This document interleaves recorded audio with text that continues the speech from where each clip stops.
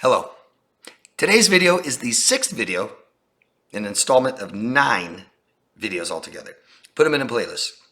I'm going over each diagnostic criteria for borderline personality disorder. A video for each one. There's 9 criterias.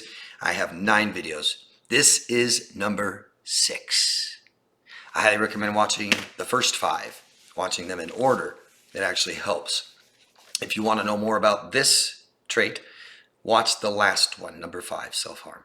You'll understand this one better after an understanding of the last one. Disorders are problems causing negative effects in your life. A personality disorder is a very pervasive pattern of these negative effects. And these people become very rigid. Very rigid. They don't bend. They break only. They stay like this forever until they break. I won't look at myself. I won't make changes. The problem's not me. It's you. You guys know that, huh? There's a very specific diagnostic criteria for this disorder. It's a spectrum. There's 9, and you only need 5 of the 9. So if you don't have this, you still could have borderline. And if you have borderline, I don't need you to tell me you don't do this. You might not. There might be 3 more other traits you don't have, and you still have borderline. If you do this terribly all the time, your whole life, doesn't mean you have borderline. Okay? You could even have a couple more of these traits and you don't have the disorder. So today we use what's called the DSM-V to diagnose people in the United States. I got it right here. The American Psychiatric Association's The Diagnostic and Statistical Manual of Mental Disorders, 5th edition. Borderline personality disorder is now known as emotionally unstable personality disorder. Borderline referred to being on the line of neurosis and psychosis. In psychology, they don't use neurosis anymore, so they changed the name of the disorder to emotionally unstable. Again, you only need 5 or more out of the 9. People need to understand this is a very serious mental illness. BPD is a mental health condition characterized by pervasive patterns of instability in mood, self-image, and relationships. Very unstable, very impulsive. Can really ruin their lives and other people's lives around them. Borderlines have a reduced life expectancy of some 20 years earlier. This is attributed largely to physical health maladies and notably cardiovascular. This is stress. Stress is the leading cause of death. People that have this disorder, there's a 40% chance of comorbidity with narcissistic personality disorder. I just say that because people all the time are asking me, you think they're borderline or narcissist? Borderline, or maybe they're both. Maybe they have both. Again, not all borderlines have this disorder, and I don't need you to tell me. I don't know who you are, and what am I supposed to say to that? I don't either. Number 6, affective instability due to a marked reactivity of mood.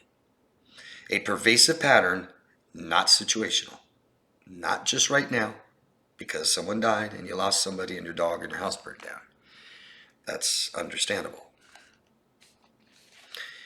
Affective instability is a broad construct that involves rapid shifts between multiple emotional states. It's defined as repeated, rapid, and abrupt shifts in mood.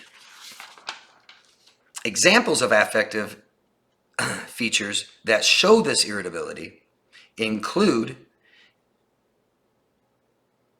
I said irritability. Examples of affective features that show this instability include depression, dysphoria, irritability, anger, hostility, anxiety, panic, or fear. If you know borderline, you know these real well. Real well. And I just imagine fluctuating and shifting. Boom, boom, boom, boom. Like a light switch. Imagine how they feel. Imagine how that feels for someone that you care about. Affect is to act on or change someone or something. But in psychology, it refers to the facial expressions, gestures, postures, and vocal intonations, etc. So, emotions rapidly shifts between different emotional states and moods, and they will show this in their affect. My last video, like I said, is called Self-Harm. It will help you understand this right here. People who engage in NSSI, which is non-suicidal self-inflicted behaviors, people who engage in these often have problems with both regulating emotional responses and tolerating intense emotions. This combination of deficiency means experiencing extremes affect, which is also extremely unpleasant and more unpleasant than most of us, the rest of us. The DSM defines affective instability as marked shifts from baseline mood. Baseline is where you normally are. Like if you want to know if someone's lying, they have a baseline, who they are, and if they start changing a lot and doing things they don't normally do, they're being deceptive. But they have a baseline and a baseline mood, and they might shift to depression, irritability, or anxiety, usually lasting a few hours and only rarely more than a few days. This is why people in your life are misdiagnosed with bipolar. Most common misdiagnosis in psychology that I'm aware of are people that fit the criteria for borderline personality disorder, or EUPD, and are wrongly diagnosed with bipolar manic depression. Or they have both, but they have left this out. So imagine trying to help and fix yourself and you don't even know you have a personality disorder. This is very damaging. It's damaging to the person and the people around them.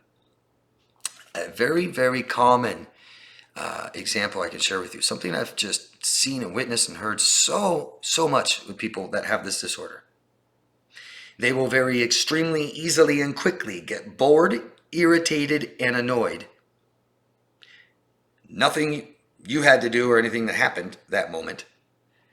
They are extremely unstable. They hate themselves, shame, can't rate enough. So they will become bored, irritated, and annoyed. And they will start a fight on purpose to do something very impulsive, without any thought about repercussions, the future. They will just pick a fight with you, and you can, if you know this, you'll see that it's not really a fight. You're like, what the hell are you doing? Break something, yell at you, kind of, but it's not really much effort in it. I'm crazy. I've literally seen that. I'm crazy, bye. So it's like they think if I start a fight and now we're fighting, that means we're broken up, and I can go get super drunk, do drugs, and screw everyone I know. I can go cheat and come back tomorrow and just say, we were fighting. We were broken up. You didn't know that? Yeah, we were broken up. So it's okay. I wasn't cheating on you. Anyway, what do you want to do today? Act like nothing happened. Unstable people cause stress. The more unstable someone is and the closer they are to you, the more unstable you will become. This is true even with mental health professionals trying to help people this unstable. So living with them doesn't work. They cannot meet your needs if they're doing this, and they cannot meet their own. So they rely on you, which takes focus, attention off yourself. You begin to lose your autonomy by caretaking for an adult. The cause, childhood neglect, abuse, which equals trauma. The cure, dialectical behavioral therapy. It's a form of talk therapy. It's intense, probably needs years. And most likely medications, possibly. Unfortunately, most people with this disorder only do the latter. Only medications, and abuse it. Don't use it as instructed. Most commonly Xanax. If you find yourself feeling like this in a relationship with someone, if you find yourself in a relationship with someone that's like this, step outside of it. Step outside of it and ask for help and tell someone what's going on. It's the only chance you have. Okay? Anybody who has examples and experiences that you feel comfortable to share down below, please do. Please do. What you guys share in your examples are better than the video. It makes the video. And people watching these videos need that validation instead of just me telling you stuff. They want to see other people going through the same thing and maybe can understand or explain it better than they can. So I really appreciate when you guys do that. Thank you. Anybody who thinks this, or everybody who thinks this video is beneficial to you or to somebody else, I'd appreciate the thumbs up, and I appreciate subscribing to the channel, supporting my work, and getting the message out more. And you can hit the notification bell to know when more videos come out. I post something almost every day. Thank you, everyone. Love yourself first.